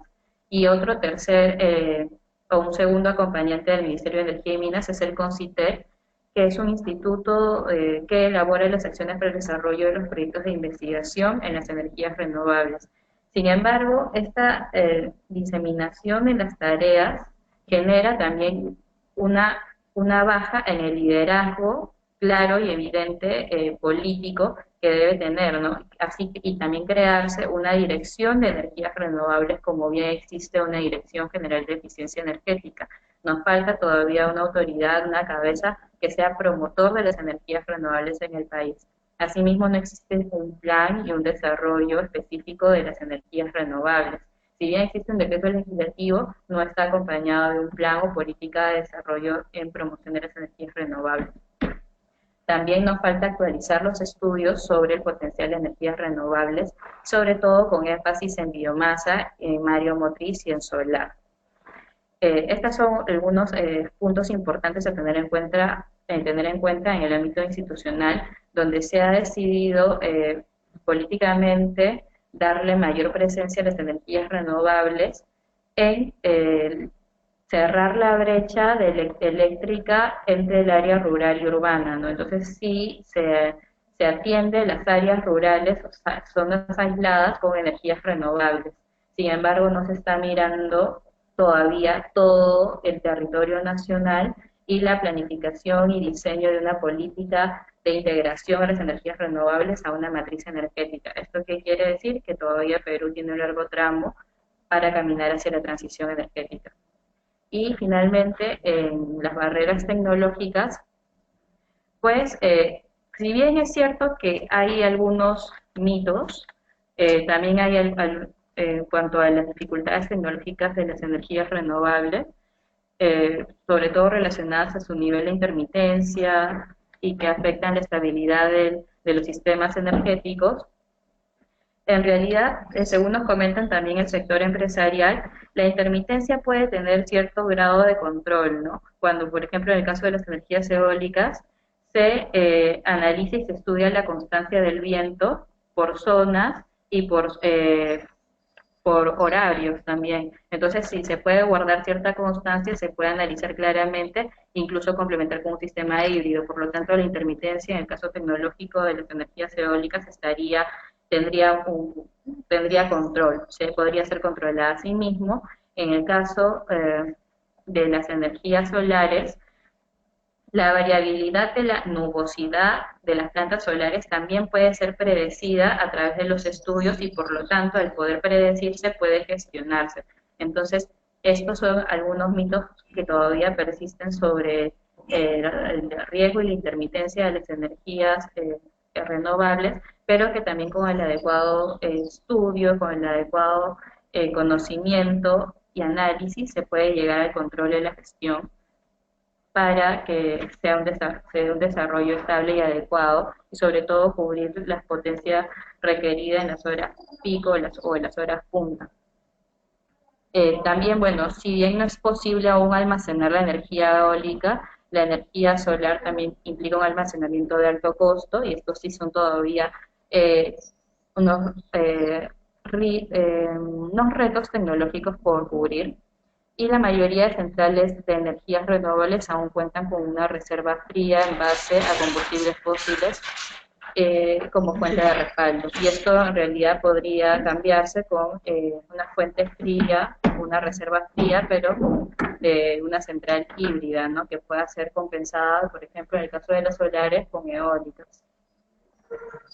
Y también existe el temor, como ya había mencionado, del aseguramiento de la potencia firme de las energías renovables en horas puntas. Estas son también, como venía mencionando en el caso de las barreras económicas, estas también son ciertas barreras tecnológicas que están en el discurso de las cabezas institucionales y políticas en nuestro país. Nosotros consideramos que es necesario hacer un claro estudio desarrollando cada una detalle de estas barreras para plantear soluciones técnicas y económicamente viables y así superarlas y poder desarrollar una política de integración de las energías renovables en nuestra matriz. Bueno, y como algunas recomendaciones podemos mencionar que es necesario que para la superación de la barrera política tienen que definirse claramente los objetivos a largo plazo para las subastas y de esa forma se articula una visión que a largo plazo, ¿no? Ya no se tiene solamente una visión para 5 años, sino tener una visión integrada para, como mencionaba Roque, al 2050 o incluso previamente al 2030, tener una visión clara hacia dónde tenemos que posicionarnos, ¿no? Y esto genera una fuerte señal a productores independientes también de energías a nivel internacional, alienta al mercado y al desarrollo también del mercado local en Perú sobre energías renovables. Asimismo, las subastas tienen que ser anunciadas con la anticipación adecuada, ¿no? Mínimo con 1 año de anticipación, y así se proporciona a los licitantes un tiempo adecuado para llevar a cabo evaluación del recurso, emprender la diligencia debida, preparar el terreno para asegurar su financiación y obtener también la autorización de los sitios potenciales de proyectos por parte de los gobiernos regionales, ¿no? Esto es necesario entonces que no se den subastas sin la antelación necesaria, tienen que ser ya coordinadas al menos con un cronograma claro. O por otro lado también se propone incluso que ya no se den mecanismos de subasta, sino que se dé una competencia abierta, al menos para las tecnologías eólicas y solares, ¿no? Porque ya están con un valor propio para la competencia. Asimismo, es necesario actualizar los mapas de las energías, de la energía solar, de la energía renovable, como mencionaba también, incluso la información sobre biomasa, sobre energía mareomotriz, y bueno, ya mencioné la solar, es necesario tener actualizada la información, tener nuevos mapas energéticos, tener estudios institucionales a la fecha, y así facilitar un proceso en la toma de decisiones que conduzcan también al despliegue de nuestro potencial energético renovable. Finalmente, es necesario también generar mayor coordinación entre los gobiernos nacionales y, bueno, el gobierno nacional, el gobierno central y los gobiernos regionales y el sector privado. ¿Por qué? Nosotros tenemos también en el decreto legislativo 1002 la posibilidad, se plantea que los gobiernos regionales puedan emprender proyectos propios de energías renovables. Entonces, de hasta 10 megawatts. Entonces, pueden tener pequeños proyectos desarrollados en su región a iniciativa propia. No solo tienen que esperar la iniciativa del gobierno central para empezar a desarrollar proyectos a nivel región, ¿no? Perú tiene 25 regiones y en cada una de ellas podría ir ya generando sus proyectos de energías renovables. Es importante que lo que queda escrito en los papeles y en nuestra parte del desarrollo institucional que se ha venido dando en Perú, no quede solamente escrito, sino que la letra, como se dice, que la letra se cumpla, ¿no? Y hacer que la ley esté vigente y se cumple. Lo que pasa es que, como ya habíamos mencionado, existen unas barreras que, como se ha podido ver en la exposición que he dado, la principal, en realidad y la más fuerte, es la política. Entonces, esperamos, y para esto es importante todo el rol de sociedad civil, y hagamos un rol fuerte de incidencia y de seguimiento para promover con fuerza las energías renovables en esta nueva oportunidad, ventana de oportunidad que se nos ha dado. Como ya saben, nosotros estamos teniendo un nuevo cambio también de gobierno, si bien no se ha venido alentando dentro de los planes y políticas de este nuevo grupo político, igual nosotros como sociedad civil estamos desarrollando una estrategia a nivel nacional y regional para la promoción de las energías renovables, porque consideramos que es importante para la seguridad energética y para un crecimiento responsable, un crecimiento con visión de desarrollo sostenible. El rol de las energías renovables en este sentido es fundamental y ya no pasan a ser solamente una opción, sino a ser una necesidad. Bueno, eso sería todo y muchísimas gracias. Perdón. Tengo que agradecer también, muchísimas gracias a Euroclima, muchísimas gracias a Senda, a PENUMA y también a todos los participantes. Muchísimas gracias. Muchas gracias, Claudia. Resulta realmente muy interesante todos estos retos que tiene la transición energética, digamos, ya en la práctica, especialmente por medio de estos planes y políticas y, por ejemplo, a través de esta figura de las subastas, en la que también muchos países como México, pues también se están aventurando, entonces seguramente tendrán muchos retos por resolver. En este momento, entonces, bueno, primero agradezco a todos muchísimo las preguntas que nos hicieron llegar. Sí, la dinámica que vamos a usar para responder las preguntas, si quieren vamos a tomar nuevamente el orden en el que hablaron los ponentes. Entonces voy a decir primero las preguntas que son para Roque, voy a dejar que responda, después las preguntas para Marisa y después las preguntas para Claudia, y voy a finalizar con preguntas que son dirigidas para todos. Entonces, como son varias preguntas, agradecería bastante si después de hacerles sus preguntas pudieran limitarse a unos 7 minutos más o menos para resolverlas todas. Lo agradecería bastante. Entonces, empiezo con las preguntas para Roque. Te preguntan específicamente, por ejemplo, que en Chile la transición ha sido muy lenta en dejar la biomasa y los derivados de los hidrocarburos. Las zonas saturadas por smog, por ejemplo, han aumentado considerablemente y alarmantemente en Chile, afectando sobre todo a adultos mayores y niños menores de 1 año, además de las personas más vulnerables al no tener otra forma de calentar o preparar sus alimentos. Entonces, menciona que el Estado castiga mucho y cambia muy lento. ¿Cuál sería el mensaje para el Estado y los legisladores chilenos para realizar este cambio de forma efectiva y no punitiva o castigadora para las personas? Y otra de las preguntas sería si pudieras explicarnos un poquito más de los estudios que mencionaste, o sea, mencionar qué estudios son y más o menos cuál es su objetivo o los principales hallazgos. Y la última sería qué tipo de beneficios adicionales o cobeneficios a la mitigación ofrecen las energías renovables en América Latina. Comenzando por la situación en Chile, desde el punto de vista tecnológico, para biomasa, Chile tiene una oferta interesante en lo que es producción de equipos para uso domiciliario y también industrial, sobre todo en lo que es utilización de leña y residuos, y hasta cierto punto también chips, o sea, procesados de astillas. Y yo creo que el mayor problema ahí es que hay una política dirigida a reducción de pobreza energética, y eso lo vemos en muchos países también. Chile no es una excepción.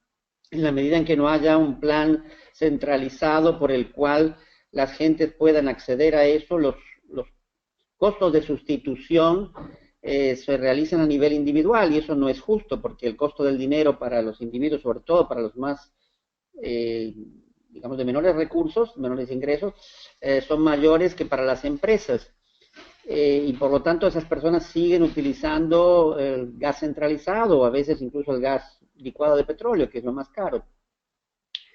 En cuanto a los estudios que he presentado, yo sugeriría revisar el de CEPAL último, que presentó Samaniego, que lo van a tener ustedes, porque eso muestra a las claras un cambio de orientación hacia un cambio de la matriz más rápida. Antiguamente CEPAL, igual que OLADE, priorizaba la hidroenergía, y ahora está mucho más abierto a tratar de hacer cambios holísticos, donde la suficiencia sea importante, es decir, no se trata solamente de que sean ecoeficientes, sino de que además se reparta con equidad. Y ese concepto de la suficiencia está en contra de la idea de la soberanía del consumidor, de que el mercado va a satisfacer los deseos infinitos en función de los ingresos de cada uno, o la disponibilidad, la voluntad de pago de cada consumidor. Están también otros del PENUMA en particular muy interesantes para la región, con evaluaciones sobre las opciones en bioenergía, y luego tendríamos que ir a algunos más especializados. Yo sugiero en particular los de IRENA, que tiene uno muy reciente, que está también entre las notas de lo que yo les he enviado. Ustedes lo van a ver al vínculo, para que puedan llegar hasta IRENA.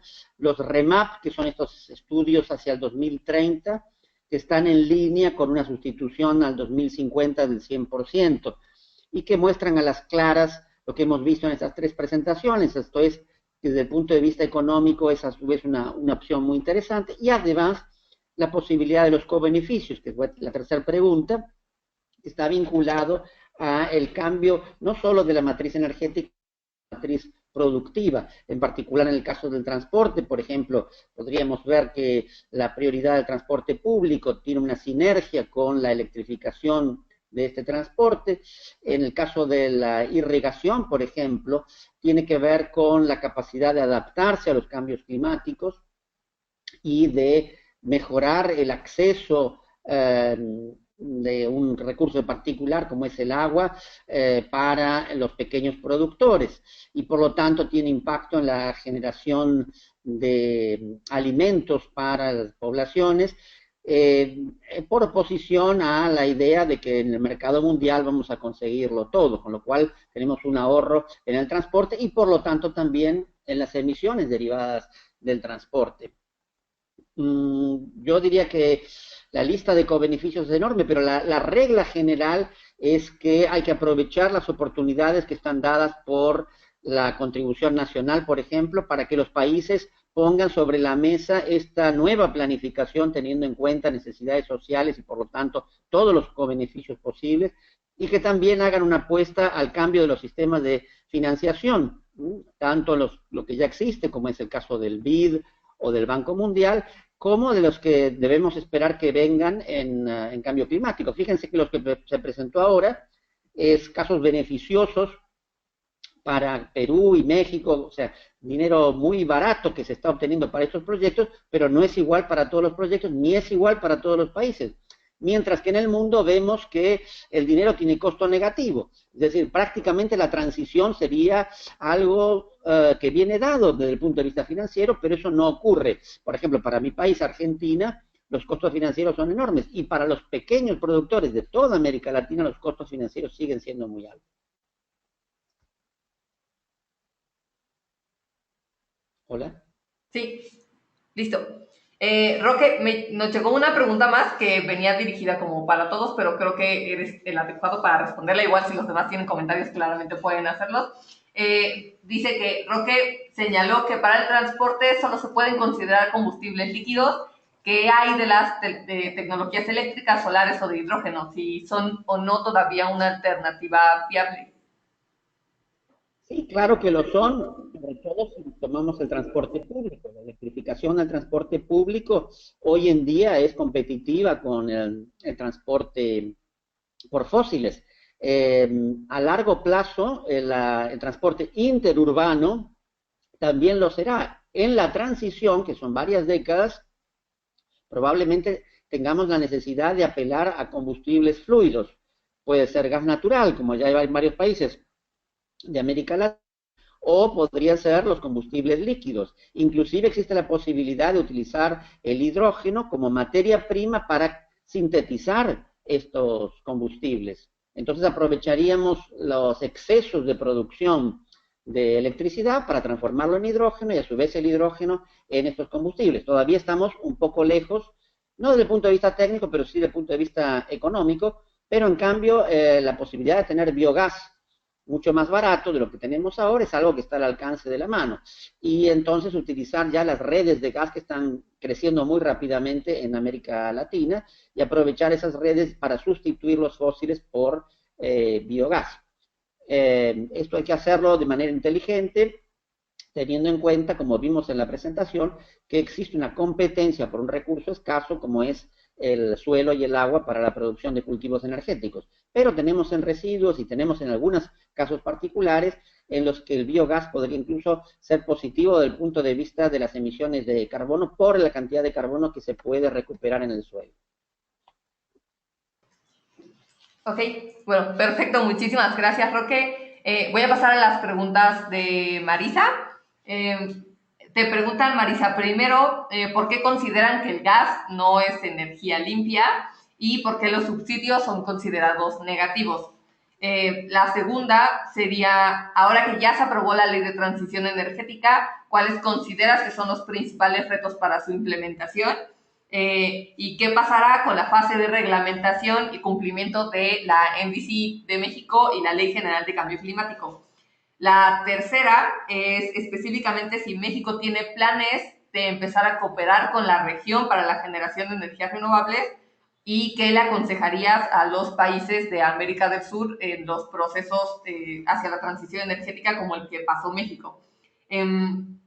Una cuarta sería cuál es la aportación del sector privado en la generación de las energías renovables en México. Una quinta es cómo se ha progresado la transferencia de la Ley de Transición Energética hacia estados y municipios en México.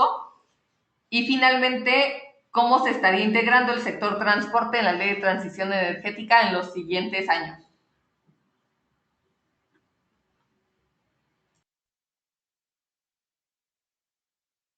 Uy, tengo un reto inmenso para responder todas estas en 7 minutos, pero y lo intentaré. A ver, primero, el gas como tal no es una energía limpia porque termina teniendo, o sea, de acuerdo al marco que nosotros pusimos, tiene mucho más emisiones que los 100 kilogramos de CO2 que están establecidos. Además, o sea, en sí, el propio gas termina siendo un hidrocarburo. Podrá ser el hidrocarburo más limpio, pero la quema del propio gas termina generando emisiones y por lo tanto tiene las mismas complicaciones que el resto de los hidrocarburos. Entonces, si tenemos otras fuentes energéticas mucho más amigables con el medio ambiente, la apuesta tiene que ser la otra, o sea, diversificar. Nosotros por eso lo puse ahí. La seguridad energética tiene que hablar de diversificar la matriz de nuestros países, o sea, no es pasemos completamente a una o a otra fuente energética, sino cómo las vamos a ir diversificando. El tema de los subsidios, el problema en México es que los subsidios estaban ligados a los hidrocarburos, o sea, hasta hace muy poco la gasolina en México estaba subsidiada, la energía eléctrica estaba subsidiada y todo estaba ligado a los propios hidrocarburos, lo cual hacía que entonces las propias energías renovables no tuvieran una mesa pareja para que se diera este crecimiento. Y el riesgo en el caso, por ejemplo, de la propia energía eléctrica, es que es un recurso que se vuelve para el Estado mexicano, un recurso que se va al hoyo negro. No es una inversión de crecimiento y por eso la apuesta de nosotros es que ese subsidio se transforme en una inversión para el propio ciudadano, una inversión a favor del medio ambiente y una inversión en todos los aspectos. Y entonces el subsidio se transforma en algo mucho más propositivo. Entonces, bueno, habrá momentos en donde los subsidios serán positivos, en este caso no lo son. O sea, en el caso mexicano, por esa razón no lo eran. Los retos de implementación de la Ley de Transición Energética creo que sería motivo para una conferencia nueva, pero bueno, pues evidentemente el primer asunto es efectivamente entrar ya en la parte de la propia reglamentación. Como les mencionaba, esta ley se publica en el periódico oficial en diciembre, 24 de diciembre del año pasado. Estamos en el proceso en el cual están terminando, bueno, pues ya la Secretaría de Energía de ir aterrizando varias cosas que nos permita pues entrar en el proceso de implementación de manera ya mucho más directa. Por eso las propias subastas de energía eléctrica en México prácticamente estuvieron controladas por las renovables, o sea, el ciclo combinado casi ni apareció, porque bueno, pues ya da una certeza el tener un marco legal que permita darles garantías y que verdaderamente México le quiere apostar a todo esto. Y esa es una de mis recomendaciones para el resto de los países. O sea, creo que el marco legal lo que permite es no tener la incertidumbre de un cambio de gobierno. Digamos, por ejemplo, estuve en Perú hace unos días, de que no saber quiénes son los grupos que llegan, cómo está todo el tema, no, o sea, a ver, un marco legal te da la certeza de que el país tiene esa dirección, de que tiene muy claro hacia dónde va y qué es lo que quiere. Entonces, bueno, pues yo creo que ese es uno de los grandes retos. O sea, aquí seguramente varios de los que me están escuchando quizás son sociedad civil o son académicos. El reto es acercarse con los tomadores de decisiones. Yo escuchaba a Claudia que decía, bueno, los políticos hablaban de que las renovables son muy costosas. Algunos políticos. Hay que encontrar quiénes son los que pueden estar abiertos o inquietos en estos temas, quienes pueden verdaderamente escuchar todo eso y trabajar de la mano. Desgraciadamente en nuestros países es muy común que la academia, la sociedad civil, los legisladores, los empresarios, todos estén haciendo cada quien sus cosas de manera aislada, por separado, sin ningún tipo de coordinación, y el reto es que hagamos sinergia, que trabajemos juntos. Yo creo que ese fue el gran éxito en la Ley de Transición, el trabajo coordinado con las organizaciones de la sociedad civil, como lo mencioné. Entonces, bueno, pues el proceso de implementación es justamente el darle seguimiento, el lograr que los gobiernos locales la entiendan, que los congresos locales sepan un poco de qué estamos hablando. O sea, no solamente es la Ley de Transición, son 21 leyes, más esta 22, es una reforma energética, diríamos, a gran escala, y estamos en ese proceso. Entonces, nosotros nos estamos dando a la tarea también, en primer lugar, de que los funcionarios responsables, tanto de la Secretaría de Energía como de la propia Secretaría de Medio Ambiente, pues asuman cuáles son sus facultades, qué es lo que deben de hacer para que esto lo puedan transmitir hacia los propios gobiernos locales. Ese es uno de los grandes retos y bueno, pues evidentemente esto tendrá que ir de la mano con los INDCs y con la modificación de la Ley General de Cambio Climático a partir de las INDCs. Nuestra ley de cambio climático tendrá que ser fortalecida en muchos de los aspectos y tiene que ir de la mano con la propia ley de transición energética. Una de las cosas que para México ha sido todo un tema, México sale, habla del Fondo Verde Mundial, participa, aporta, pero el Fondo de Cambio Climático mexicano al interior del país pues realmente no tiene recursos. Entonces necesitamos entrar a fortalecer para que esto, bueno, pues dicen que el amor también se demuestra con los recursos, y se tiene, ese será uno de los grandes retos, porque también nuestro Fondo de Transición Energética, que ese sí existe, sí tiene los recursos, bueno, pues tenemos que ir viendo que los proyectos en los cuales estén asignando los recursos estén dando los resultados que se esperan.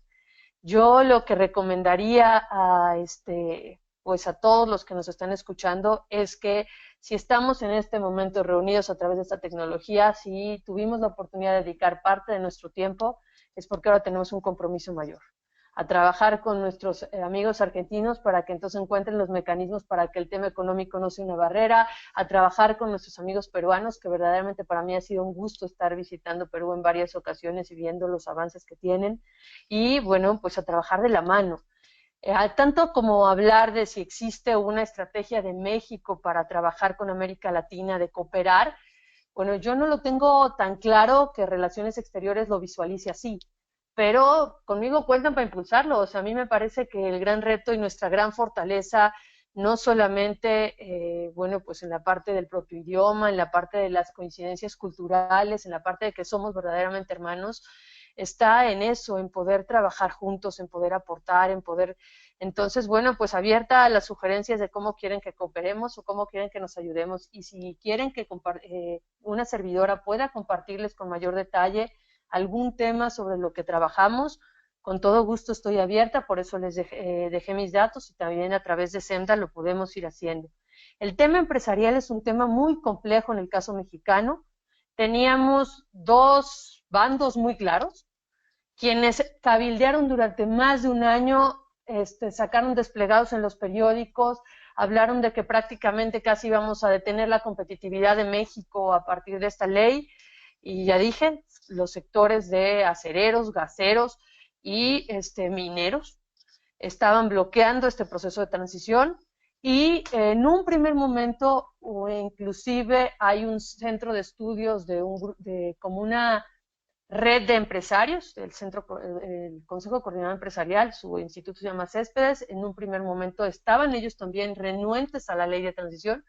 Después de muchas reuniones y mucho trabajo, pues se dieron cuenta del gran beneficio que significa todo esto. Y la gran ventaja es que ahora, a pesar de que teníamos dos bandos, pues el bando que estaba en contra, ahora que vio las propios resultados de las subastas, pues dicen tenían razón y la apuesta tiene que ser ir para allá. Y el transporte, pues el transporte es un reto enorme, en especial para nosotros, como lo mencioné, para las grandes ciudades. Hemos estado analizando si convendría generar una legislación en temas de transporte o en temas de movilidad para que sea algo más amplio, que implique el tema del ordenamiento territorial, o una legislación que hable sobre las grandes ciudades. Estamos en el debate de qué sería más conveniente. Bueno, pues espero haber respondido, aunque sea un poquito, cada una de las preguntas hechas, pero estoy abierta a pues estar a sus órdenes. Perfecto, muchas gracias, Marisa. Paso ahora a las preguntas para Claudia. La primera es, ¿cuál es el decreto de los incentivos fiscales que mencionaste? La segunda es, ¿cuál es la relación del sector energía con la NDC de Perú? Y si hay claridad de las acciones a desarrollar para lograr las metas establecidas en la misma. Hola, ¿qué tal?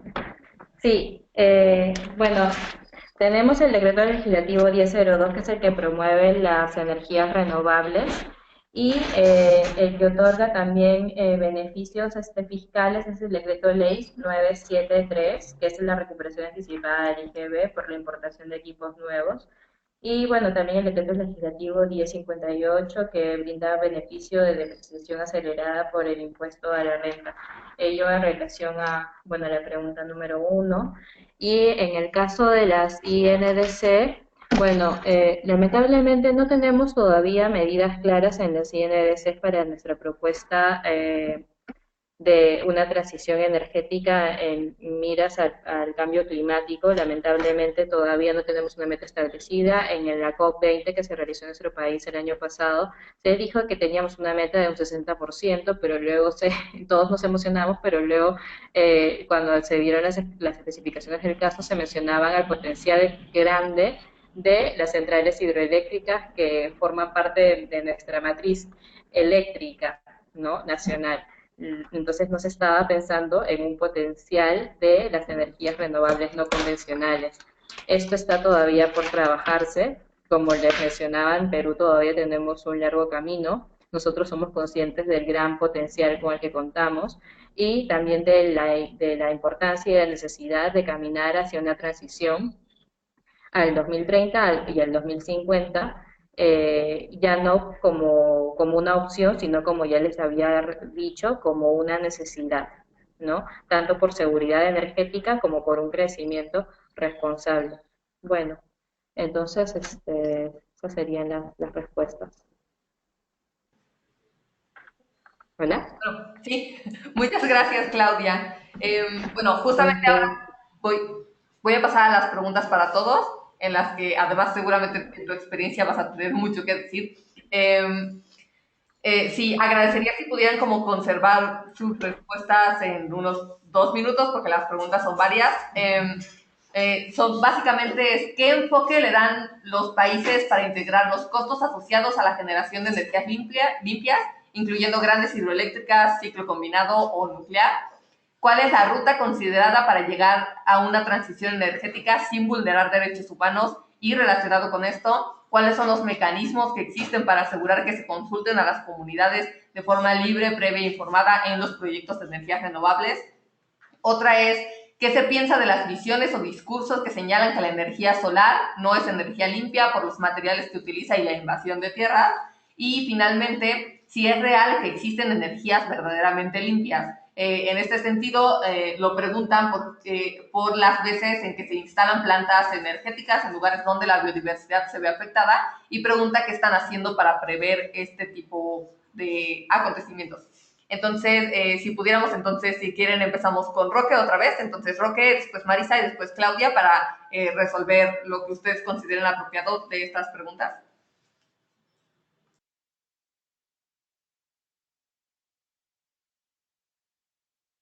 Lugar, respecto de las hidroeléctricas grandes, ya hemos mencionado que es la visión tradicional que ha tenido grandes impactos sociales y que desde el punto de vista económico hoy en día son mucho peores que las otras renovables y por lo tanto en una igualdad ante el acceso al crédito que hay hoy en día en el mundo no tienen forma de competir. Las que ya existen pueden ser utilizadas como mecanismo de compensación para la fluctuación de las otras renovables, pero no se justifica hacer grandes centrales solo con este objeto. Probablemente haya algún camino intermedio en algunos países para hacer centrales pequeñas que tengan este funcionamiento de hacer más energía firme para todo el sistema. En cuanto a la energía solar y su impacto por el ciclo de vida, lo que mostramos antes es que lo que se requiere en fotovoltaico es relativamente poco, y lo poco que se requiere se puede obtener por lo general en base a lo que ya existe, es decir, reutilizando o, por ejemplo, como subproducto de una minería que viene por otros propósitos. Es común en algunas tierras raras, por ejemplo. En el caso del silicio es uno de los elementos más abundantes, y en el caso de la biomasa sí podríamos hablar de que existe una utilización del suelo o del territorio en general que tendría grandes impactos ambientales, sobre todo si se va sobre territorios no utilizados previamente, es decir, si hay un cambio en el uso del suelo negativo. Por otro lado, si se trata de utilizar mejor lo que ya está, existe un espacio importante para los residuos o para la coproducción de alimentos y biocombustibles. Por último, como decíamos, si existe una planificación, la transición sin duda alguna va a requerir materiales, pero menos que para otras cosas, y por lo tanto se pueden mantener bajo la idea de que estamos en un desarrollo regido por la suficiencia y no por la satisfacción de deseos infinitas, porque en ese caso no habrá energía suficiente jamás. Muchas gracias, Roque. Marisa. Bueno, yo quiero iniciar antes de que se me olvide porque lo iba a mencionar hace un momento. Yo quiero recomendarles un estudio que presentó PENUMA México hace algunos meses, que es justamente un análisis sobre la transición energética un poco en América Latina, ahí sí en todos los sectores. Se llama Cero Carbón en Latinoamérica. Bueno, Latinoamérica está en inglés, pero me parece ese estudio concentra todas las inquietudes que se han estado planteando, me parece muy interesante y yo los invitaría a que lo leyeran.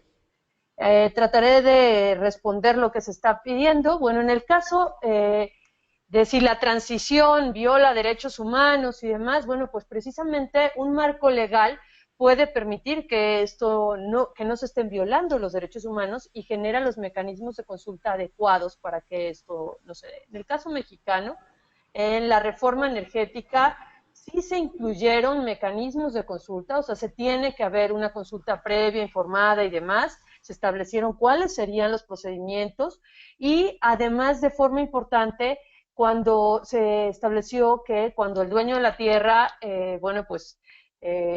entre en un proceso de negociación con un gran empresario que vea el potencial que tiene esa tierra, bueno, pues tendrá que pagarle una renta, y no una renta ridícula como en algunos momentos se daba. Nosotros tuvimos una problemática seria en los primeros parques eólicos en la zona de Oaxaca, y lo que se buscó es evitar esto. O sea, la reforma energética sí contempla el que se tiene que hacer, bueno, pues que al final el dueño de la tierra tendrá que aportar la tierra, pero será como un inversionista aportando todo esto. Entonces esa parte es muy importante para que el marco legal la establezca, que esta transición energética contemple todos estos aspectos. Y al contrario, me parece que el reto es que la transición energética ayude a disminuir las desigualdades que nuestro país tiene, y por eso lo mencioné desde un principio. O sea, el que pueda permitir que los 2 millones de mexicanos que no tienen energía eléctrica ahora puedan tener acceso a otro tipo de servicios, a agua y demás, por el tema del bombeo, bueno, pues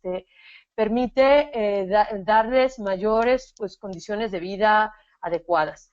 En el caso de si la energía solar es limpia o no, y si todas son limpias o no, bueno, pues por eso nos parece que queda claro, no hay punto de comparación en las emisiones que generan los propios hidrocarburos y las que generan las energías renovables. O sea, al final de cuentas es muy marcada la diferencia. Y bueno, y si nos vamos a los propios residuos que se generan, bueno, pues es un poco más. Tendremos que ir buscando la tecnología que nos permita que también la infraestructura que se utilice para energía solar, eólica, se pueda reciclar, reutilizar. O sea, habrá que ir buscando que esos residuos sean cada vez los menores posibles para que, bueno, pues sean lo más limpias posibles estas energías, ¿no? Y uno de los grandes temas, que fue la última pregunta que mencionaron, cómo prever el tema que las zonas de protección, nuestras áreas con gran capital natural se estén protegiendo. Híjole, ese es un tema bien complejo porque evidentemente es poner sobre la balanza qué tiene más valor, el propio capital natural, para una servidora ese es el mayor valor, que la extracción o la generación de energía. Para el caso mexicano, la reforma energética tiene 2 pendientes en ese tema. Cuando nosotros revisábamos lo que se trabajó en la ley de hidrocarburos, pues logramos modificar, en un inicio estaba que era prioritario la exploración y explotación de hidrocarburos sobre decretos de áreas naturales protegidas, sobre decretos de conservación, y lo logramos modificar. Quedamos que no, o sea, evidentemente si hay un decreto, pues es prioritario conservar todos esos recursos. Pero no lo logramos modificar en el caso de la ley de minería, y en la ley que habla sobre energía eléctrica, quedó que es prioritario el poner redes de transmisión, inclusive sobre decretos de protección. Entonces esos 2 puntos quedaron sumamente vulnerables y son de los errores que yo invitaría a que no permitan que pasen en sus países, y que verdaderamente es un tema muy importante porque no podemos poner en riesgo el gran capital natural que tiene la región y pues la gran biodiversidad que tenemos. A grandes rasgos creo que con eso respondí las preguntas. Muchas gracias, Marisa. Claudia. Hola, ¿qué tal? Sí, bueno, para completar quería mencionar que los costos asociados a los proyectos tienen que tener en cuenta también el costo social y el costo ambiental. Para eso todavía no se ha establecido un mecanismo o metodología clara para ver el proceso de nuestra transición y evaluando las tecnologías convencionales, comparándolas con las tecnologías también de energías renovables, ¿no? Entonces así también se priorizaría o se daría ventaja a las energías renovables, puesto que los costos sociales y ambientales son muchísimo menores, y eso es evidente. Luego, sobre la vulneración, sobre el tema de derechos y la consulta previa, no sé si, bueno, ya en la región, como bien saben, Perú cuenta con una ley de consulta previa, ¿no? Que es la ley 29785, reglamentada también con el Decreto Supremo 001-2012 del Ministerio de Cultura, y se prevé la consulta previa para los pueblos indígenas que podrían tener sus derechos afectados en el ámbito de cualquier proyecto. Sin embargo, también se establece excepciones para temas de proyectos de servicios básicos. En nuestro país, los proyectos de energías renovables no han pasado todavía por consulta previa, y esto es importante tenerlo en cuenta, ¿no? Como ya insinúa la pregunta, pues claro, no se trata de que porque es un proyecto energético con energías renovables no tenga, si es que en caso se detectara afectación de derechos colectivos, que efectuarse la consulta. No, sí, nosotros como DAR respaldamos todos los mecanismos de protección y de salvaguardas hacia los pueblos indígenas y hacia la población que se encuentra en las áreas de influencia directa e indirecta de los proyectos energéticos, ya sea considerando también todas las consideraciones que los proyectos convencionales tienen, ¿no? Como los estudios de impacto ambiental, incluso la evaluación ambiental estratégica, contemplar todos los mecanismos de transparencia ambiental y social. Entonces, sí consideramos que es importante que se identifique claramente si es que un gran proyecto, un megaproyecto de energías renovables ubicado en un área de pueblos indígenas podría o no vulnerar sus derechos y someterse igual que cualquier otro proyecto a consulta previa. Bueno, esto sería todo por mi parte. Para completar, creo que ya los dos panelistas pasados también han aclarado algunas dudas. Sería todo, muchas gracias. Muchas gracias, Claudia. Pues me gustaría mencionar que tanto las presentaciones como todos los documentos que los ponentes han mencionado van a subirse a la página de Climalac, justamente en esta plataforma que les mencionamos. Y bueno, me gustaría agradecer bastante el tiempo que nos han dado todos ustedes y todos los ponentes y la experiencia que ellos nos han compartido.